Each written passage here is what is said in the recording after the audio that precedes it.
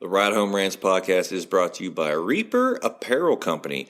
Reaper Apparel offers a casual line of superb fit, finish, and comfort.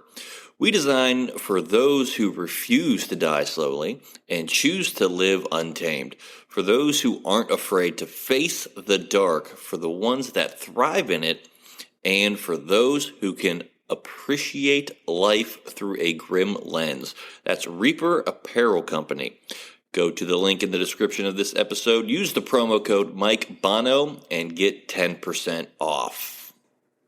Also, the Ride Home Rants podcast is brought to you by my own personal merch store, the Stupid Should Hurt merch store. I have hats, I have t-shirts, hoodies, coffee mugs, water bottles, notebooks, you name it, I've got it. The description and the link for that will be in the description of this episode. Also, right now, if you use the promo code WELCOME, I will give you 5% off of your first purchase. That's the Stupid Should Hurt merch store. Also, the Ride Home Rants podcast is brought to you by Tactical Brotherhood, all American-made apparel, which helps support the Second Amendment. You can also find all this in the description of this episode with the link, Tactical Brotherhood. Part of every proceed does go to helping veterans, as it is a very good cause. All American-made products made right here in Minnesota. Go and check them out. Use the promo code PATRIOT15 to get 15% off your purchase. Now, let's start the show. Welcome, everybody, to another episode of the Ride Home Rants podcast. This is your guest host, Johnny Fitty Falcone, and I'm recording today for Mike Bono while he is out on tour doing a comedy show. Today we have a very great guest, but before we get to that great guest and his really, really interesting story and background and what he does, we actually have a new sponsor for the show. As you always hear our pre-roll and post-roll with all of our great sponsors, being all the great small business owners that they are, and supporting our show, we have a new one. It is former guest of the show and Bethany College alumni and my former teammate and a great friend of Bono and I, Matt Lando Landowski from Sweet Hand Sports. Elevate your game with Sweet Hand Sports. Our sports gloves are designed for champions, providing the ultimate grip and durability. Achieve greatness with every match. Choose Sweet Hand Sports for the winning edge. Grip your victory at sweethandsports.com. Also, you can find Lando on Instagram and Facebook and all social media. That's Matt Lando Landowski from Sweet Hand Sports for batting gloves. Without further ado, I'd love to introduce our guest. He is a great guy, actually DJ'd my wife and I's wedding not too long ago, Jordan Whetson. Jordan, welcome to the show, man. What's up, Johnny? Thank you for having me. Appreciate it. Absolutely, man. Absolutely. So, I kind of know what you do, and so some other people know what you do, but let's kind of talk about you, man. Let's let the listeners know where you're from and kind of where you grew up.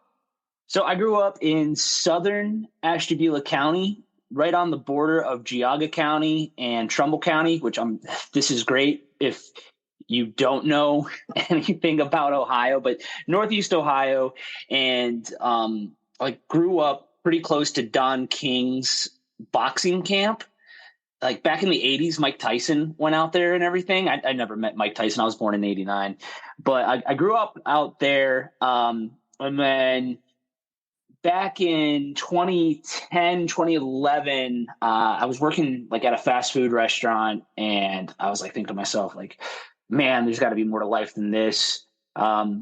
But I had originally wanted to be a teacher. Like I'm a huge student of history. I love history. History's like been a big part of my life. So you would think naturally, oh, he's going to go and be a history teacher or do something with history. And I was like, no, I'm going to do radio. I'm going to go to school for radio. So I went to, it was then the Ohio Center for Broadcasting, now the Ohio Media School of Broadcasting, I think is what they named it to.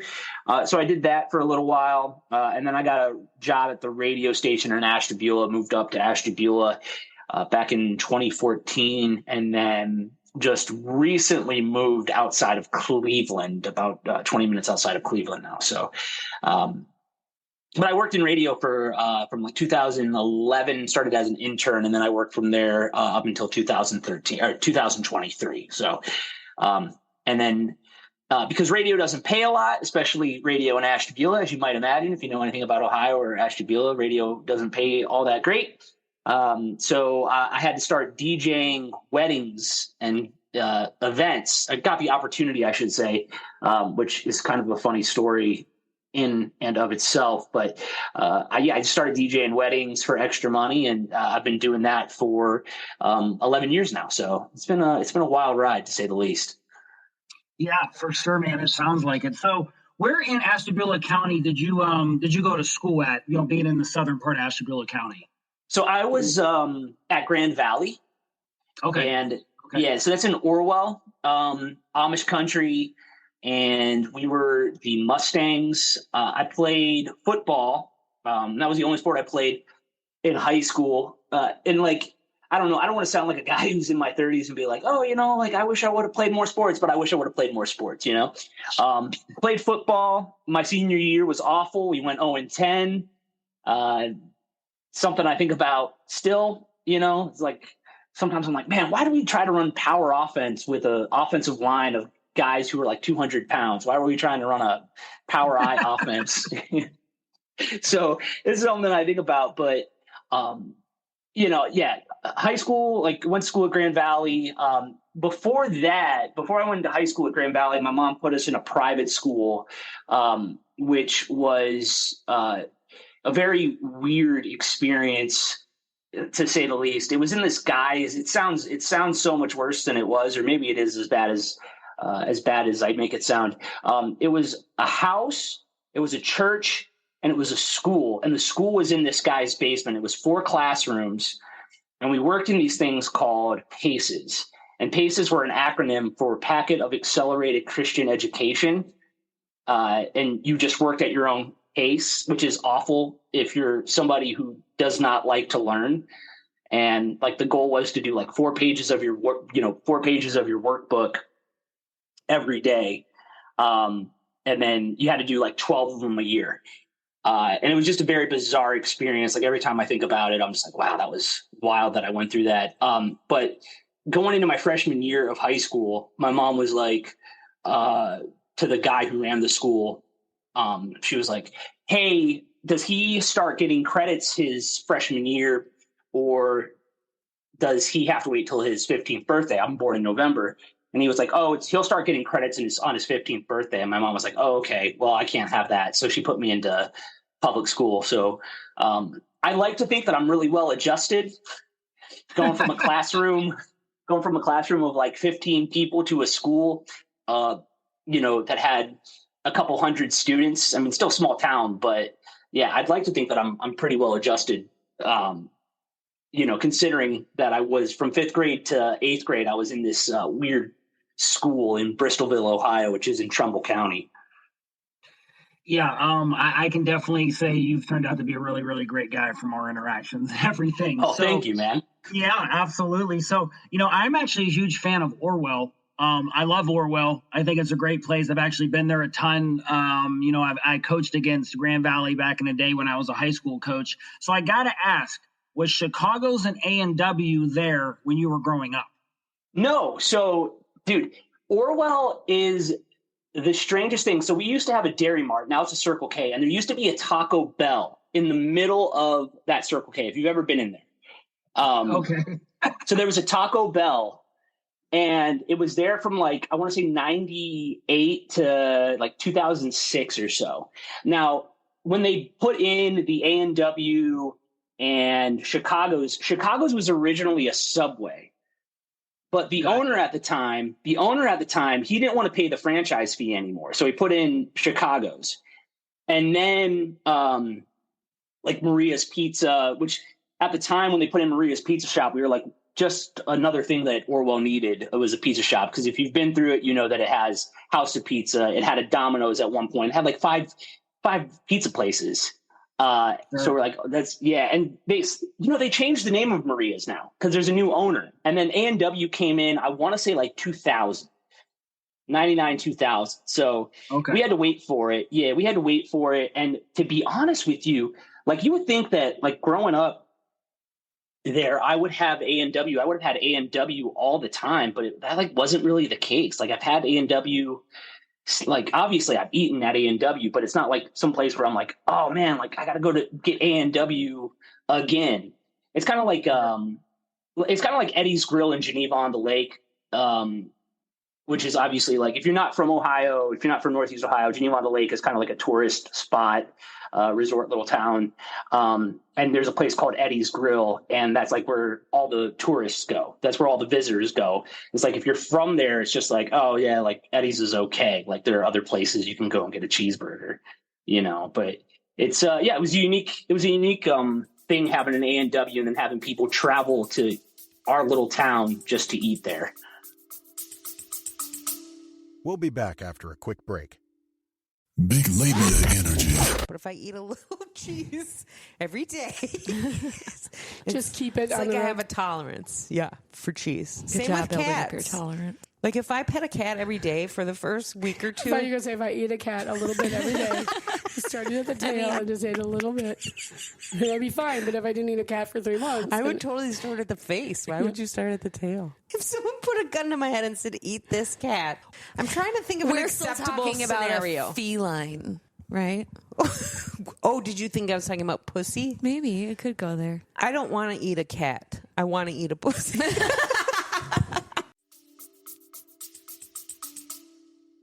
Yeah, when I first started going there, when I was coaching, and then when I got into higher ed and recruiting, yeah, I always would stop at Chicago's and A&W. But yeah, I'm a big fan of Orwell. It is a very interesting place, especially when you're going down 322 and it's like nothing, the grain feed across the street from A&W, and you got the gas station, you got the Amish donuts, and then you got like the Chinese restaurant, you got the Mr. Heroes.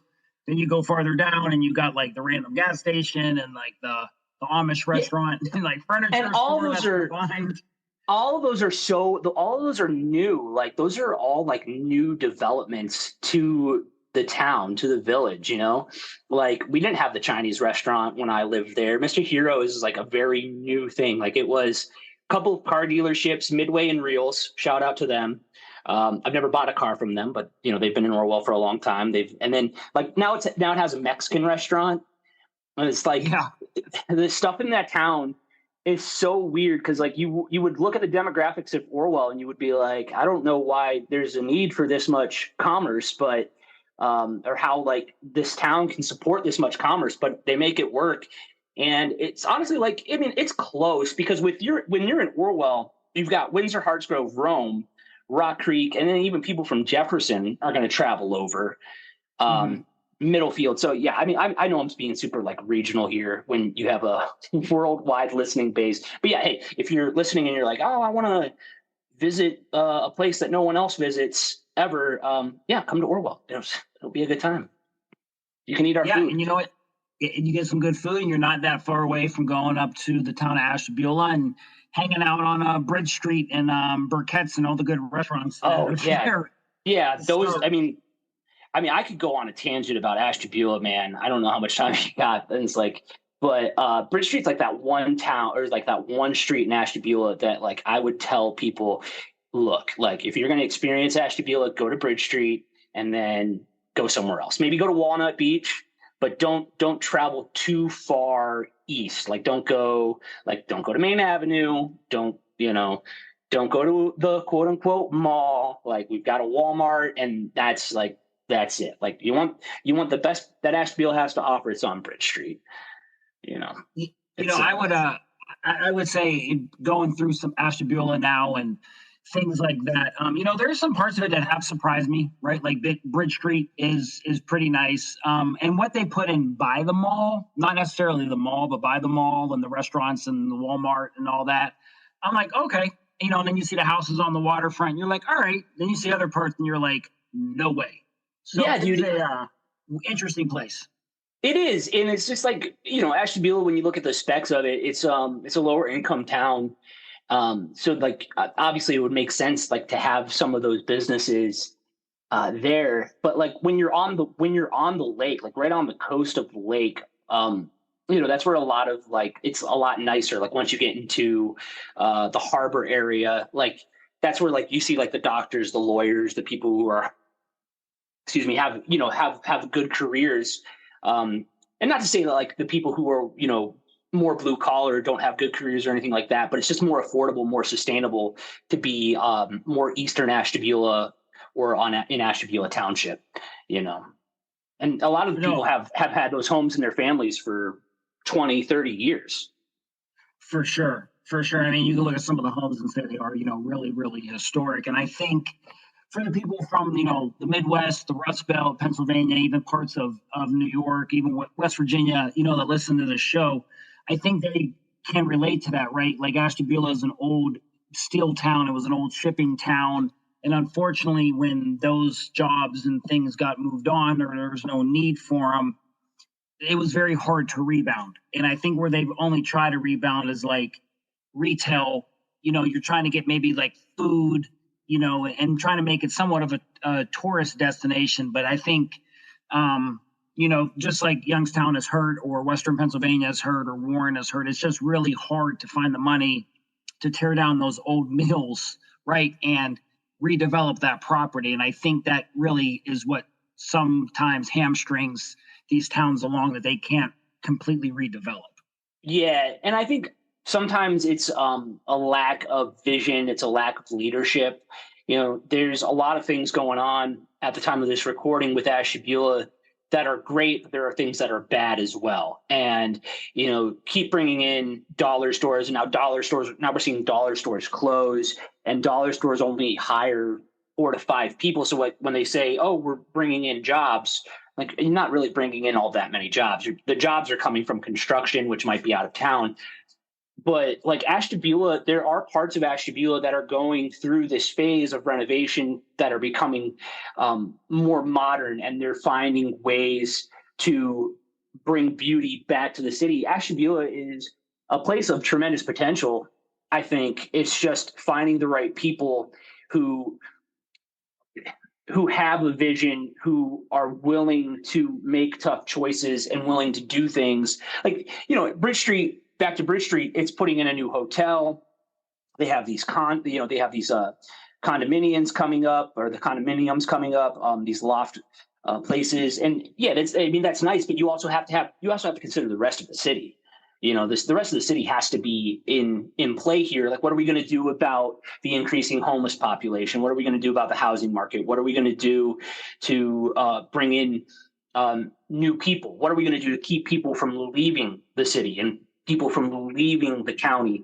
And those are hard questions to answer, but we need better ideas. We need people to put in their ideas. We need people to come in with ideas for better retail, for small business.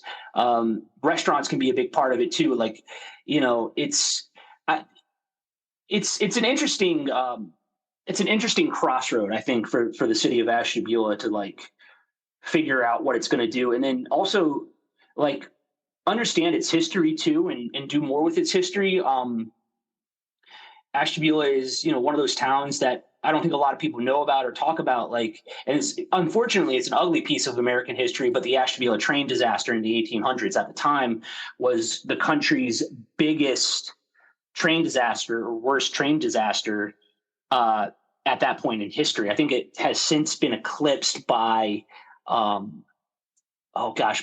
think a train wreck in Tennessee. But like, on the positive side, like Ashtabula is right there on the lake. It's right on Lake Erie. So there's a lot you can do with Lake Erie. You're right on the Ashtabula River. You can do stuff with that. So there is potential there. It just needs fresh ideas, and good leadership, I think. Sure. And I think when you look at, any of these towns on the lakes, ranging from, New York all the way over to Michigan, I think the thing that really drives those places is tourism. And tourism then drives the jobs, and then in turn drives the people moving in and the residents of the town and things like that. And for the listeners that don't know, where Ashtabula is quite at, like Jordan said, it's on Lake Erie, and it really sits between Erie, Pennsylvania, and Cleveland, Ohio. So you have two really huge markets right there. Now, will you ever compete with those markets? Probably not, but you can make it a happy medium between those markets.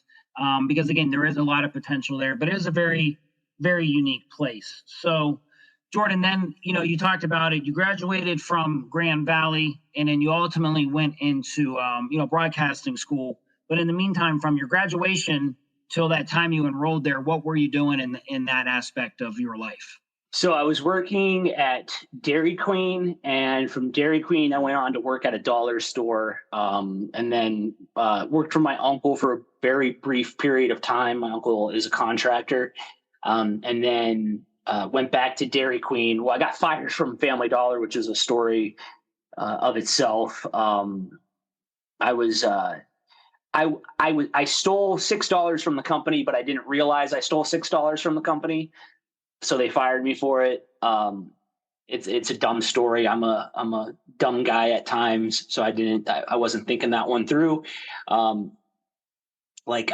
had to do a refund. I did a refund, but I like almost double dipped, and then I used the refund card. It was a dumb mistake. But being fired from Family Dollar was the best thing that ever happened, because I went back to Dairy Queen, and I was like, man, like, I'm 20, 21. I don't want to be here. I don't want to do this. What am I skilled to do? And I'd always thought about radio in the back of my mind. I became like really obsessed with sports talk. That's all I wanted to do. I wanted to be a sports host. I wanted to host my own show. So I was like, well, you know what? I'm going to go to school for it. So I ended up going, like I said to earlier in the show, I went to the Ohio Center for Broadcasting. And then ironically enough, like, did not end up doing a whole lot of sports, ended up being a country radio DJ. So yeah, I was just working fast food, man. And it was just like, it's a good first job, but it's not a job where like, okay, that's sustainable. You're going to be happy and fulfilled in life doing, you know? Sure. Absolutely. So you're really the first guest that has went to like a broadcasting multimedia type of school. Can you kind of talk about what that experience was like, and how long that took to kind of get trained in the radio aspect? You know, like Mike, who ultimately is the owner and host of the show on the regular basis, has his degree from Bethany in communications, and Mike used that to work at the school, and he used that to get into radio. But you have a little bit more of a unique aspect, because it wasn't quite a college, so it was more of a, I guess one say, lack of better terms, a broadcasting school. Can you kind of talk about your experience with that, and how did they work with you, and I guess give you those skills to go into radio? So it's run by broadcasters. It's this idea that, hey, you don't need to go to a 4-year college and get a communications degree. Anybody can work in the field, and we'll teach you. And so the catch is, like, if you want to do just radio, you also have to learn this side of TV. You have to do the TV aspect. So you get in there, and there are several projects you have to do. You have to do a morning zoo show, and you prep for that, and you have to do a 30-minute live on air show. You have to do a 10-minute newscast, and you have to do a 30-minute newscast. And then one of the big projects for radio when I was there was you're launching a radio station for a week. You're doing your entire class, which was only about, I think it was only 4 hours, if I remember right. I went in at 1 p.m. and I went till 5 p.m. And so, like, we had to collect a bunch of music, and then we launched our radio station, which was a Christmas station at the time, because it was around Christmas time in 2011. So, like, with radio, like, we learned the terms. We had to get comfortable speaking on a microphone. And because I had a long drive, I was driving from Independence, Ohio to Orwell to Independence and back. What I would do is when studio time opened up, I would stay at the school for another hour to avoid rush hour traffic. And I would just, continuously work and learn and get comfortable on a mic, get comfortable with the equipment. So, like, as far as like projects actually went, like, the instruction was very loose. Like, they told you this is how it's done, this is what you do, and then they'd critique it. But you were pretty much given, the way I remember it, free reign. Like, as long as you were doing your work and doing your project, and as long as it was complete and you were there, you were, doing a good job, essentially. Other than that, like, you could lean on the experience. There are a lot of people who had worked in Cleveland radio or who had worked in Cleveland TV. The one thing that kind of hamstrung us was a lot of classes, they had 20 plus students. We had 13 and only, I think, 7 showed up on a somewhat regular basis. So it was always kind of an interesting thing. And the thing that nobody tells you really about a broadcasting school or being a broadcaster at all is that you're not going to, like, everybody wants to do sports. Everybody I've ever talked to who wanted to do sports or whoever wanted to do radio at that school, they all wanted to do sports. Well, there are only so many jobs available to do sports radio on, an actual FCC licensed station. Anybody can do it on the internet, and, it's cool. Everybody's got, everybody can have a microphone, and I think that's a great thing to do. But, to actually get paid and go into work, where, like, you have a steady paycheck. It's a totally different beast. And sometimes you have to, like, people have to be willing to make sacrifices of, like, hey, I want to do a sports show. Okay, well, like for me at the radio station I worked for, hey, if you want to do a sports show, you have to go out and sell it. We're not just going to give you a show. Outside of what we have formatted, you have to go out and sell it. You have to show us something, because we're not just going to commit resources for you to be on the air and us pay you. And there were so many times with my managers where I was just like, hey, like, I just want to do sports. Like, I'll do it for free. I won't even, I'll try and sell it, but I'll just do it for free. I won't do it at any extra charge. And they would be very non-committal to it. Oh, no, we can't do that. And so, like, that was kind of always kind of a deflating thing to experience. But as far as the school goes, yeah, man, it was a cool experience, because you're learning from people who actually work in the field and who are still working in, the industry. We'll be back after a quick break. I'm comedian David Race in Los Angeles. I host a celebrity-filled paranormal talk show like no other. Monstrosity has great guests answering weird questions. You won't believe the combo of celebrities and paranormal experts who've been on this show. I guarantee you'll like Monstrosity, or you get your time back.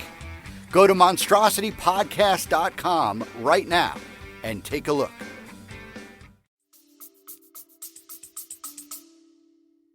Yeah, no, that's great. I mean, that's a lot of great information, I think, for people to know about really what goes behind the scenes, preparing yourself to go on the radio and TV and things of that nature with that broadcasting and radio experience. So you kind of hinted on this before, during this time when you're working on the radio and, getting your feet wet with that and advancing your career, you also started DJing.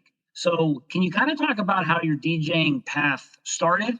And then where it was to, now what it is, for you. Can you kind of walk us through that?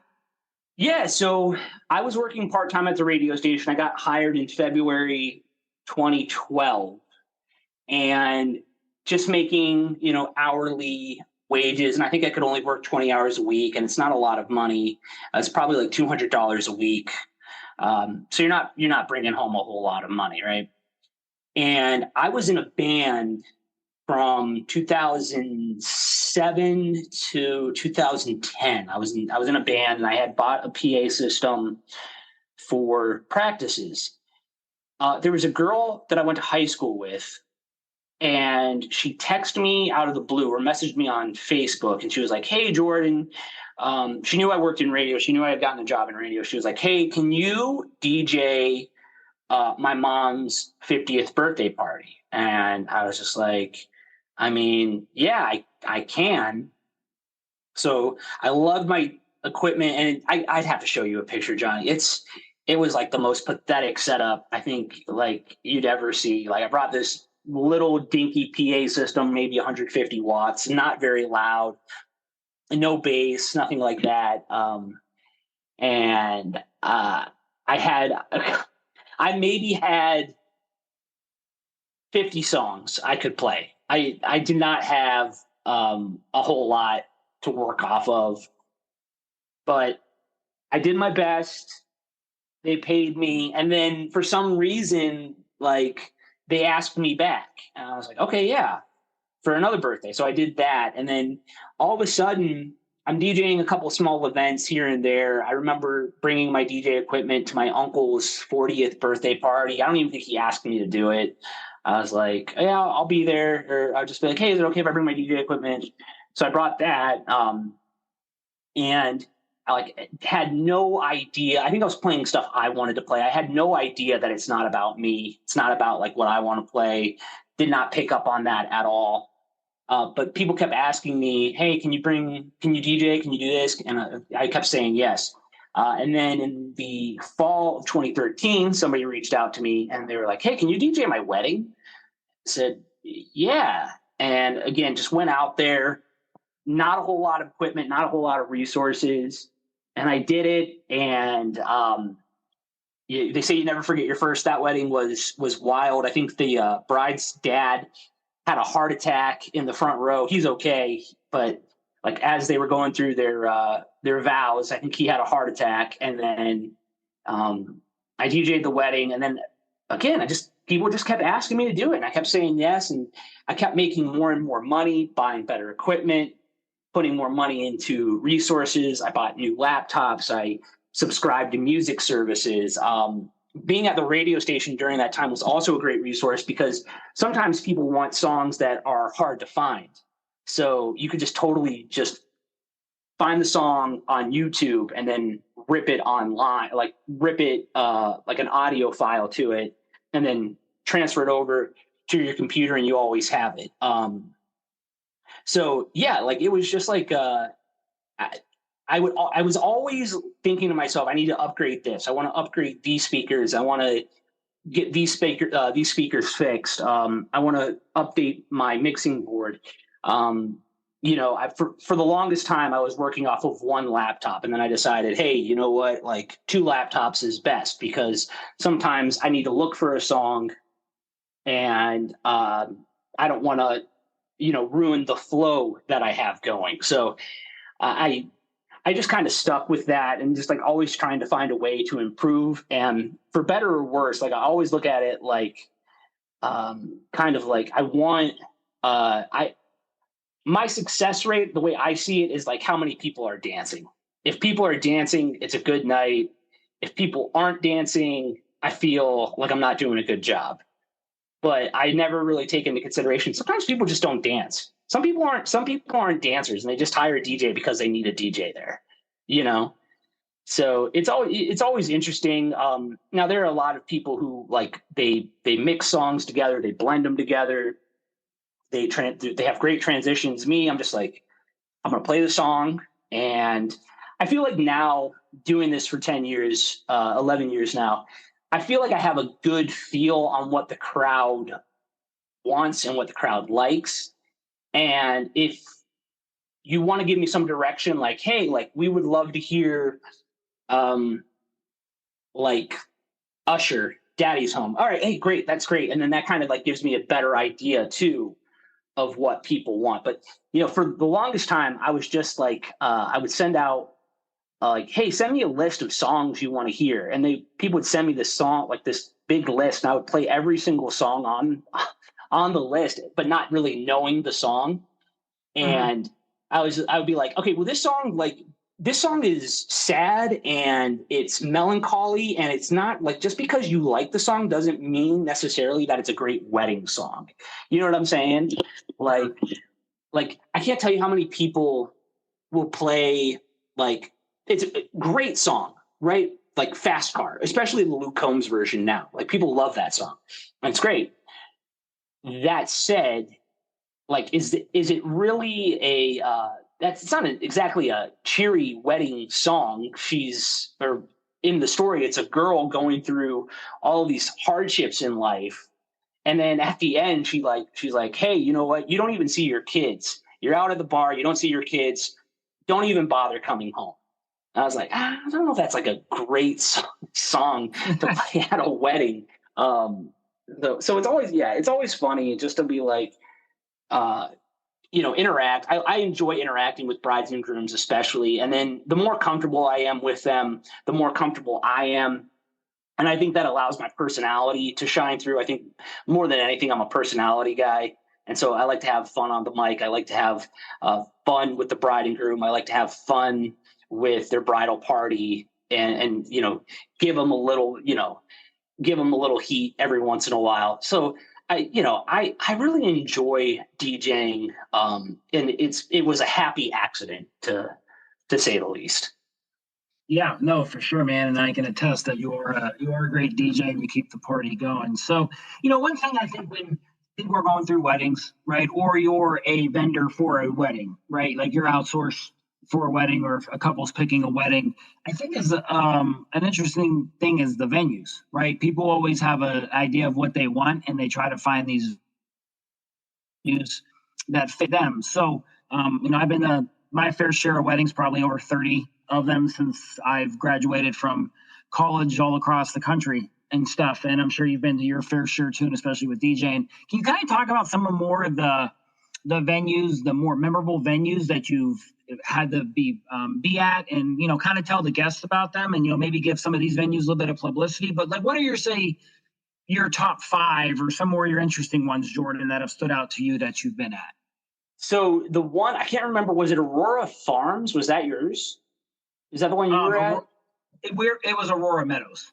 Aurora Meadows. Yeah, that one was a really, really nice venue. That one was super beautiful. The acoustics were great. It had a nice dance floor. It had an eclectic feel to it. I liked that one. The one that I tend to go to the most is Running Horse Farm. That's out in Harpersfield, Ohio, Geneva, Ohio, which is in Ashtabula County. That one is unique because it's an old barn. It's been redone. It's tough. For me, like setting up as a DJ, it's not my favorite place because if you've been to Running Horse Farm, you could probably attest to it. It's almost like a long hallway. So there's only one way in, one way out. There's not really a dance floor. And then the bride and groom, the head table is so far away from the DJ. So it's always like I have to walk all the way down. But since then I've actually upgraded, bought some more wireless mics, but you have to walk down. But I mean, it is a good venue. It's a beautiful venue. People really love it. I would say the other one that I really enjoy, but also very unique and kind of a headache to set up for is the Running Horse. Not Running Horse Farm. Hartsgrove barn at Hartsgrove. It's a very nice venue. Another farm type setting. The building is beautiful, but if you're a DJ, you're up in the loft. And it's kind of rough when all of your equipment is up top and everybody's down below and they're having a hard time hearing you. So there are challenges with that one. Again, like if you're a bride or groom, if you're about to get married, like you see that and like you probably like you think it's beautiful, and that's like what I'm trying to say is like have your wedding where you want to have your wedding. We as DJs, we're going to figure it out. We'll figure out the logistics. We'll get it done. So that's a really, really cool venue. Like I DJ'd a wedding shortly before yours in upper Michigan, northern Michigan. Had to drive like 7 hours to get there, right? And they got married at an apple orchard. And I had to run about 450 feet of extension cords to get my equipment down there for their ceremony. That's not their, I mean, wow. Like, that's not their problem. Like, that's not their problem. That's mine. That's like, and I'll find a way to get it done. So I got it done. I went out and bought a bunch of extension cords. And yeah, I think like the one thing is a lot of DJs, they'll move heaven and earth to, get the job done, and it's a labor of love, but that was a really cool venue to be at as well. Because it was my second out of state wedding that I had the opportunity to DJ. And the couple is amazing. The groom is actually the announcer for the Erie Otters. obviously out in Erie. So that was a cool experience. Trying to think of a couple others that I've really enjoyed. There's a place in Eastlake, the Croatian. It's a hall for the Croatian Hall, I think, and that was a cool place. It was very big. It was a big room. That was a cool place to DJ as well. Yeah, I think that place, for people that don't know, it's right on, as far as up as you can go in the East Lake, which is next to Willoughby and Menor. I'm pretty sure that hall holds like 600 people. It's massive. Yeah, I mean, and I had to pull out all the stops to make sure I had enough sound. I have this 80-pound speaker that I had to pull out of storage, and I was like, all right, well, I guess I'm lugging you along with me too. And the couple was nice, but I didn't get a chance to meet them in person. Like, I met you and Cassie in person, and we got to have a sit down and have a conversation. And I think that made November 4th so much easier and so much more fun, is that there was a level of, being comfortable with one another and being able to obviously communicate what you guys wanted and your expectations. And that's what I enjoy about the pre-planning process, is getting to know the bride and groom and, hey, what do you guys want to do? Do you guys want to do the shoe game? Do you want to do bouquet? Do you want to do garter? Are we doing anniversary dances? Are we doing dollar dances? What are we doing here? So that way I'm not caught off guard by anything, Yeah, no, absolutely. So I guess if those are some of the better ones that you've been at, and again, no names here or nothing like that, what are some of the probably worst venues or your worst experiences for a place that you've been, if you want to name a few? Oh my gosh. So one wasn't, barn weddings seem to be big in Ohio. So one wedding I did, it was not my best. It was not my best work that day, to be honest. I screwed up a lot, and unfortunately it was for a family member. So it amplified things. It made things so much worse. And I felt awful, without getting into specifics. And they put me up in the loft, and it was a hot summer day, and I'm sweating, and I'm miserable, and I'm feeling bad because, like I said, it was not my best stuff that day. And I remember this guest came upstairs, and I was like, hey man, how's it going? Can I play something for you? And he was like, hey, I just want to let you know what you did was awful. And I was like, all right, well, I'm aware of that. I'm sorry. And then he just kept piling on. And I'm the kind of person who doesn't like to be piled on. Just tell me once, and, just tell me once and we can get over it. But he just kept talking about it. And I was like, dude, I don't know what you want from me. I said, I'm sorry. I can't take it back. I feel bad about it. What more do you want from, I can't turn back time. I'm sorry. And he kind of just walked away. So that one sticks with me. That one haunts me. Another one was out in, I want to say it was Portage County. And that one was hot and miserable, and there was no air conditioning, and it was just, most of the weddings I would say that I've had a hard time with have just been hot. They've just been other than, not being on my A game for the one wedding. Usually they're okay. There are certain weddings. I think the most memorable one, and I can't believe I didn't forget about this, or I can't believe I forgot about this. This had to be my second wedding. It was real country. They got married out by a pond. And I love home weddings, by the way.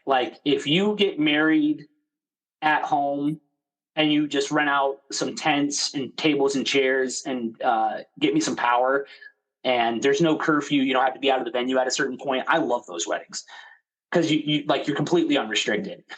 So anyway, at a certain point, they started having truck pools in the side yard. That's great. Yeah, I was like, I had not, you would think being from southern Ashtabula County, a rural community, I would have experienced a truck pool before, but I was like, what's going on? What's going on? He's like, oh yeah. I was like, are they doing tug of war with their trucks? And they're like, no, man, these are truck pools. It's like, oh, that's interesting. So that one was very, very funny, and it was kind of fun to experience. And then I did a wedding down in Cincinnati back in 2019 for a friend. And that venue was beautiful because the venue was downtown Cincinnati in this old building, and you could see all of downtown.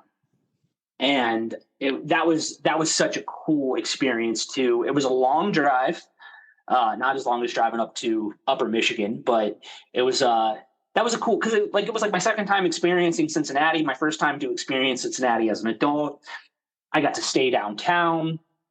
They put me up in a really nice hotel room, so that was a really, really cool experience as well. Yeah, no, that sounds awesome. And I know we're recording a few weeks out. Yes, all the listeners, the show is pre-recorded. Jordan's show, of course, is going on here in May, but this is recorded in April. But Jordan, do you have a lot of weddings or events that you're going to be DJing really, May, June, July, August through the fall and the winter of 2024 here? So I've got a couple coming up in May. I have a wedding in May. I think that's my only wedding. And then I've got a pretty light June and July. August, September is when things typically start to pick up for me, because everybody wants a fall wedding. Of course, everybody wants a fall wedding, and that's right in the middle of college football season. So that's always, you got to navigate it. But that's why apps and streaming services are so important, because while everybody's eating dinner, you can actually watch the game. You can watch a little bit of the game. But all kidding aside, or am I? Fall weddings are fun, but they're also kind of a wild card, because sometimes they're extremely warm. Other times they're extremely cold. They're just I did one a couple of years ago. It was a nice venue, but it was all outside. It was in a pavilion, and I think the temperatures had to be in the upper 40s, lower 40s. And I'm a freeze baby, so it was already brutal for me. But it was windy, and so there was nothing you could really do to stop the wind. But that's the risk. That's the risk you take with a fall wedding and doing it outside. You always hope that especially for the ceremony, the sun's out and that is beautiful. But again, it's just the risk you take when you have a late September, early October wedding. Yeah, for sure. And I've been to my fair share of outside weddings, and the ones that I've definitely been to have all been pretty warm. And they were two in May, in my experience, and one in September, and they were all pretty warm. So I definitely understand on that. And something I want to circle back to here, if I'm not mistaken, from getting to know you and your connections in Ashtabula County, you are related to the Knight family, who some of them went to Jefferson, correct? Yeah. So my mom went to Jefferson. My mom is one of 6. So my mom's maiden name is Knight. So that's my maternal side of the family. So Johnny, Chase, Shay, Jeremiah, AKA Boogie, who's playing professional football in Japan right now, would be a great guest.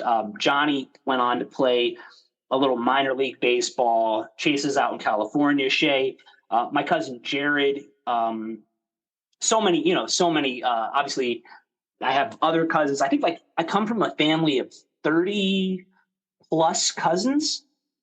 Don't ask me the name. Yeah. And then I have one cousin. He's the oldest cousin. He's got 11 kids. Wow. Yeah. So it's interesting.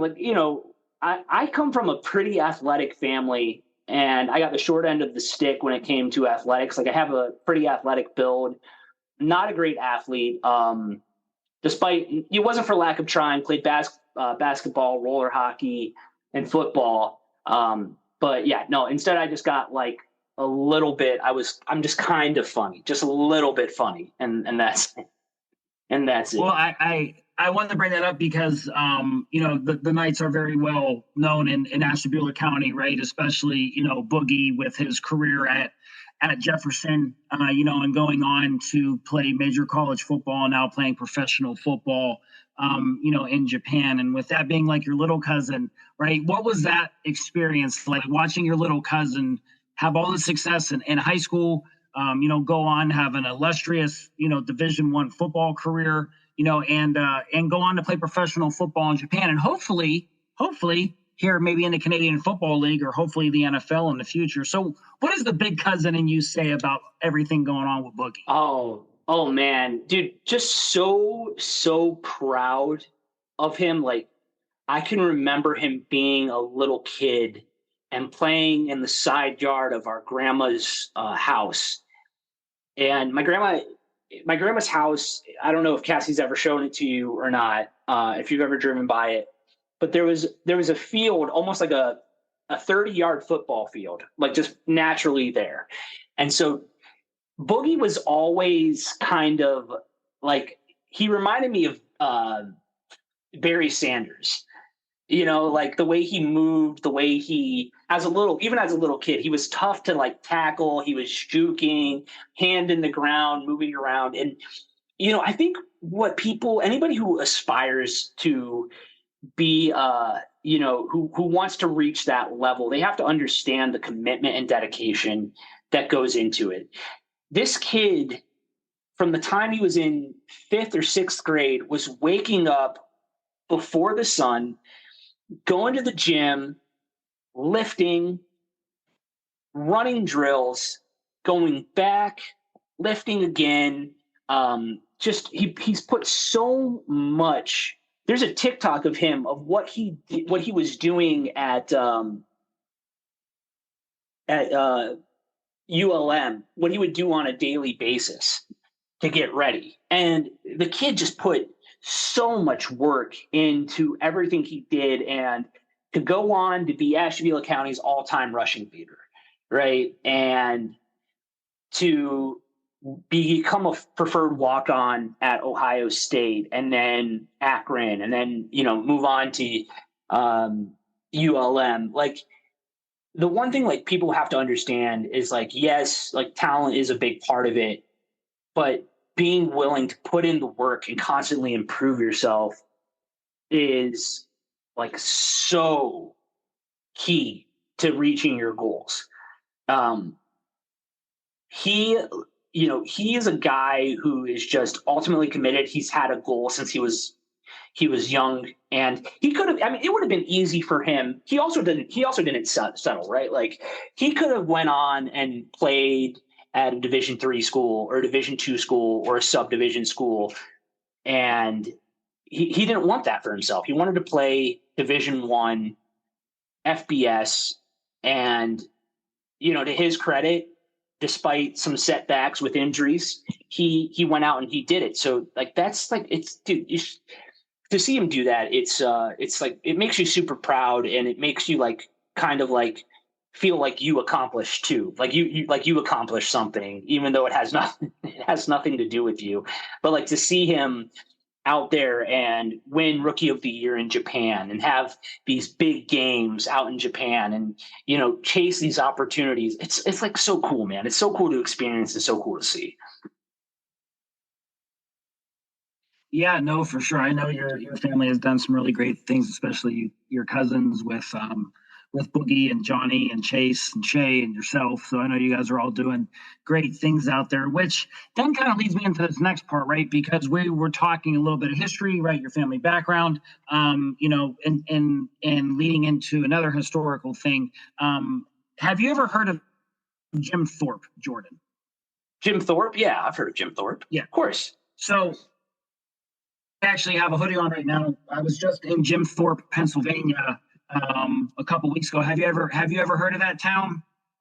I think I've heard of it. I know, like, I was on Instagram and I saw that you guys were visiting there, so I was checking it out a little bit. How was it? Yeah, it was really great. So if you're a history guy, kind of what you mentioned, you got to look into the history of Jim Thorpe, Pennsylvania, when it was Mauch Chunk and their industrial revolution and coal mining and the tourism thing. So kind of led me into that part. But if you ever get a chance being a history guy, you want to check out somewhere cool, is very, very historic, is definitely Jim Thorpe. I think you would definitely enjoy that story and behind that, and the history of town, and then also what transpired when the town became Jim Thorpe, the legal battles behind that name and his final resting place. So for all listeners out there, if you get a chance to check out Jim Thorpe, PA, it's a very interesting, very historic place. Once more in Chunk. Is that more central PA? Western Central? Yeah, it's like you got to go past Harrisburg in Pennsylvania. If you know where Harrisburg is at, it's just north of that. It's about 2 hours from Philadelphia. Okay. So, yeah. Pennsylvania, definitely a very interesting historic place. And talking about another historic place, Cleveland, right? Talking about Cleveland, the history of Cleveland, very historic. Actually was just talking about Ness and the history of Cleveland behind that after the Untouchables. So you now said you're in the suburbs of Cleveland. What has Cleveland been like, for you now as an adult? Cleveland's like one of those cities where I was actually talking with a coworker about this the other day. Cleveland's an interesting city because no one has more Cleveland pride than someone who's left it. Like you see somebody who's like living out in LA and they're like, yeah, I'm from Cleveland. I love Cleveland. And you're like, yeah, you loved it so much. Why'd you leave? I love the city. The city has a lot of charm. It's one of those cities where, and I think this was an article a few years ago where a lot of millennials and Gen Z, they wanted to experience the city. They wanted to, go to a place like Chicago or New York, but they're so expensive they can't afford it. Well, Cleveland is one of those more affordable cities, and it's a smaller, it's a smaller city, but it's still a city of over, the metro area is over 1 million people, so it's still a lot of people there, just not within the city limits. Cleveland, working downtown every day now, you get to see it, you get to experience it. I would like to venture out, and I would love to explore it a little more, maybe one day where I'm not so tired. But one thing I really love to do, especially with my cousin Shay, is go out and visit record stores and thumb through records. So there are some great places, especially if you love vinyl and music. There are great places around Cleveland worth checking out. Mind's Eye being one of them. That's in Lakewood, and Mistake by the Lake, that I believe is in Ohio City. Very small record stores, but a good selection. And I'd be remiss if I didn't mention Record Den either in Menor. I know that's not technically Cleveland, but the architecture I love. I love old architecture as well, and Cleveland has a lot of that, seeing the old churches and seeing the old buildings. So yeah, Cleveland's such an underrated city. It doesn't get as much love as it should. I know it's cool to hate on Cleveland. Has since kind of like gone away, but it's nice to see Cleveland get love, like the Final Four just being here and hearing the women's Final Four. Just being here and hearing so many people say nice things about it. A couple of years ago, obviously the NFL draft, people saying nice things about Cleveland there. And I wish more people knew that there's so much more to do and see and experience than just the Rock and Roll Hall of Fame, or the Christmas Story House or Cedar Point. There are great restaurants here. There are great parks. We have Ohio as well. I mean, it's technically not Cleveland, but Northeast Ohio is home to the state's only national park, one that I want to experience as well. So the metro parks are great. The zoo is good. The flats are awesome right there on the river. So there's so much to experience in Cleveland. So if you're ever hey, I got to spend a week in Cleveland, yeah, just come experience Cleveland and do a little bit of research on places that the locals love and check them out.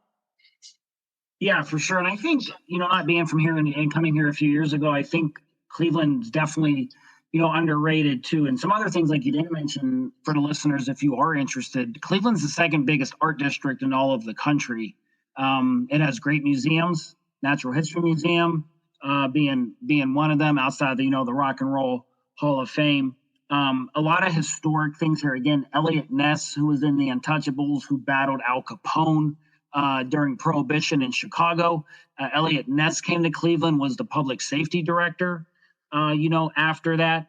So you have a lot of great things, right? In the suburbs too, included, but there was a lot of great concert venues around here, including Cuyahoga Falls. I'll dump that into it, even though that's more Akron than Cleveland, but there's a lot of great things here. And yeah, just a testament of just what went on in early April, right? You had the women's Final Four. You had the women's Final Four being played at Rocket Mortgage. You have the women's college basketball all-star game being played at Cleveland State at the Wolfstein Center. You had opening day on Monday, and you had the eclipse. And for people that weren't here that weekend or don't know, there was hundreds of millions of dollars made by Cleveland and greater Cleveland, the whole way up to Ashtabula County, if you want to add it all together, of just a huge surplus of people, coming here. Restaurants are great. Everybody, if you want a very special place to go, probably is the most expensive place in Cleveland to eat. Actually, it is, because I seen it in an article. The Marble Room in downtown Cleveland is spectacular. They have a great Restaurante Latino for all of Latin food. It's called Lulo's. So it has all Latin American food. It is wonderful there as well. You have just a bunch of great things. We have the casino here for people who like to gamble. So with that being said, too, I want to see what your thoughts on this. With the success like the Final Four had for the women's and all the money that came in here and all the visitors, the talks of Jimmy Haslam potentially moving the Browns out of downtown Cleveland into a domed stadium in Brook Park seem to be in the works, right? It's like $1.5 billion they're talking about. And for people that don't really know the Brook Park area or the Berea area is where the airport is. And I think he wants to move this to make this dome stadium to make Cleveland even more attractive. With now knowing, I'm going to get your opinion on this, Jordan, in a second. With knowing the success of the women's Final Four, does this push Jimmy Haslam even harder to build this dome stadium to attract the men's Final Four and even more people here into 80,000 plus seats potentially in this type of environment? So I think first and foremost that Haslam moving the Browns out of the city of Cleveland to Brook Park, they'd still be the Cleveland Browns, they'd still keep the name. Team's headquartered in Berea, just outside of Cleveland. However, because of Art Modell moving the team after the 95 season, Jimmy Haslam's going to have to go through a whole lot to move the team to Brook Park, to build a stadium in Brook Park. There's a whole lot of litigation, and this is all state law that was signed after the Browns moved in 96, right?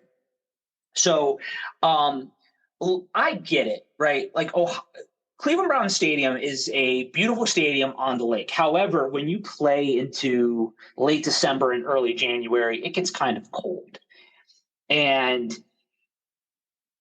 Progressive Field, the Jake, it just doesn't have the capacity for things like, say, Taylor Swift to come in, right? Obviously Taylor Swift is the big one. People talk about that.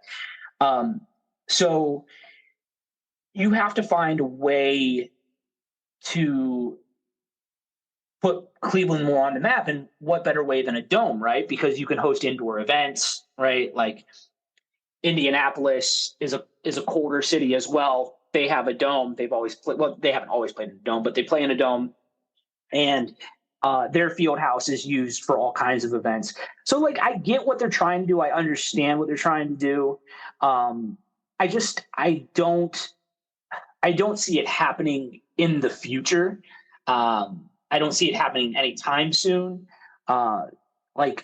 The city of Cleveland's not going to give up the Browns without a fight. And then after that, let's say the Browns do move. Let's say everything works out Jimmy Haslam's way.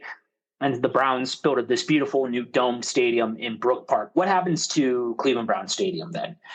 Is that used to host high school games? Do we tear it down? Do we put college? Do we host bowl games there? Are we going to host college teams there? What's the step? What's the plan for that? Ultimately, we've got 4 more years until the Browns lease is up. Now, if they want to, I think what's probably more likely, but also expensive to do, and you're going to ask the taxpayers of Cleveland to do it, is renovate the stadium and put a dome over it, or a retractable roof. And that, I think, is an interesting idea. Both of which, though, moving the team or the complete renovations, I don't see a solution quickly. I don't see a quick solution to it. I feel like both the city and the Haslams and Browns ownership are going to have a long road ahead of them for a solution. Sure. I just want to get your opinion of that. I know it's been a hot topic up here, and for the people that don't know, that is going to be a fight brewing, we all believe, between the Haslams and the Browns and the city of Cleveland about ultimately where is this new stadium or renovated stadium going to be. But Jordan, as we're winding the episode here, if you listen to the other shows, you know what comes at the end, and it's the Fast Fitty 5. For new listeners out there, it is 5 random questions by yours truly to all of our guests, and in this case, Jordan, that have really nothing to do with this show, and we're just going to find out what Jordan's opinion is. You can elaborate if you want, but you don't have to. And Jordan, if you're ready, we can get started. Let's do it. Okay. You kind of hit it on this for your conversation about the Browns. So question number 1, is Taylor Swift overrated? Why or why not? Taylor Swift is not overrated.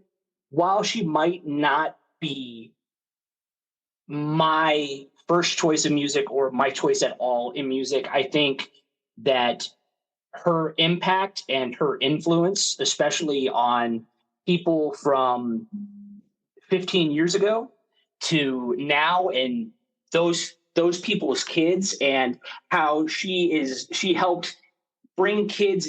Listen, we're living in a digital age here, and Taylor Swift releasing her albums on vinyl and these kids buying vinyl is like, I don't think that can be swept under the rug. You might not like her music. It might not be your style. But for her to go as this 17-year-old country singer to this massive pop icon, and for her to write the majority of her songs and have all of these albums and all of these massive tours, I would say not overrated. I would say she's pretty iconic. Okay. Well, that was a good answer for that. For Swifties. Second question. The Swifties won't like that. Second question: are pen or pencils better? Pen is neater. Pencil is better because if you make a mistake, you can erase it. And if you like pen, like writing in pen is beautiful. Like, could you imagine if the Constitution was written in pencil? Like, it wouldn't look as nice, right? And it'd be smudged. But ink, especially at that time, yeah, ink's better. It looks better. But if you have sloppy handwriting like me, you need a pencil. Okay. Question number 3. Do you believe people get abducted by aliens? Oh, man. Can I say skeptical? Can I say... Sure. You could say skeptical. I would say that, listen, we are in this massive universe. We're just hurling through this big, vast nothing, which doesn't make any sense. Great Pete Holmes bit about it. But for us to believe that we're the only form of life in this vastness, I think isn't realistic. Pretty crazy. It would be an anomaly, to say the least. But yeah, I mean, I guess, maybe people do get abducted by aliens. I don't know. I think I would, if somebody told me that they were abducted by aliens, my inclination would be that I wouldn't believe them. Be very skeptical. Okay. Question number 4. Who was and or is a better actor, Patrick Swayze or Jake Gyllenhaal? Ooh. Man, can I recuse myself from this one? No, not knowing a whole lot of Swayze's work, right? Like he was in some iconic movies. I would say probably Swayze. I feel like Jake Gyllenhaal has been in some real clunkers, some real bad movies. I would say I would agree. I would say Patrick Swayze's probably two most iconic movies are probably Ghost with Demi Moore and Roadhouse. And Dirty Dancing. I mean, obviously Dirty Dancing. Yeah, Dirty Dancing. To me, I think Roadhouse and Ghost were probably the two better ones, but Dirty Dancing might be number 3 on that list. Okay, last question, Jordan, and I want you to get this opinion as a fan, as a DJ, somebody who's been a part of music, and through it all. What is the best venue you've ever been to for a concert? Okay, so it's a two-part answer. My favorite, most nostalgic venue, Peabody's. May it rest in peace. Cleveland State tore it down. Peabody's was the first venue I went to, got to experience. So Peabody's is my favorite, was my favorite. Best music venue I think I've gotten to experience, best sounding one, and the work that they've done to it now is Agora Ballroom and Theater. That is an incredible downtown Cleveland venue to check out that I've seen. We were just actually talking about that place of work. Somebody else said it's a fantastic place to check out. Well, that was the Fast 55, though, everyone, and a little more long-winded on Jordan's behalf on those answers, but I think those are some great questions, and always tune in because every week, as long as we have a guest, we have a Fast 55. Jordan, as we wind up the show here, we give about a minute to all of our guests. Anything that you want to promote or anything you want to talk about, a good message, you want to get your social media out there for people to try to reach you, to DJ different events. It's completely up to you, but we're going to give you about a minute, man, and the floor is yours. Yeah, if you want to follow me on Instagram, you can. It's at Whets Mantooth, WHETS MANTOOTH, named after, let's play on Wes Mantooth from Anchorman. Now that I'm working in news, and just be good people, be kind to others. Just try to remember that everybody's going through something that you don't know about. So try to exercise a little more empathy in this world, and I think we'd be better off for it, man. Just try to be a little bit more considerate and polite, and we'll all live a happy existence.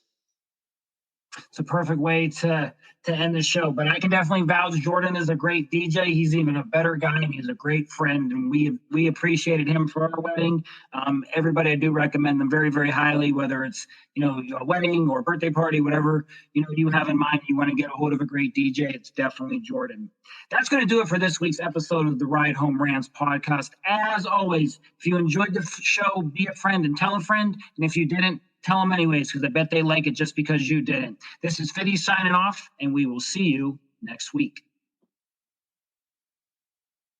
The Ride Home Rants podcast is brought to you by Dubby Energy. Energy drinks made for gamers, streamers, and podcasters alike. For gamers, streamers, and podcasters alike. Go to the link in the description where you can find the best energy drinks out there. Less caffeine than a cup of coffee. Also, no jitters and no crash afterwards. Use the promo code Mike Bono and get yourself 10% off. Also, the Ride Home Rants podcast is brought to you by my favorite sponsor of the show, and that is Shankit Golf. Golf apparel made for the everyday golfer. We might not go out and shoot a 6 under par. We're probably going to shoot a 6 over par, but this is going to give us the gear that's going to help us rock it on and off of the course. Go to the link in the bio, use the promo code Mike Bono, and get yourself 10% off there as well.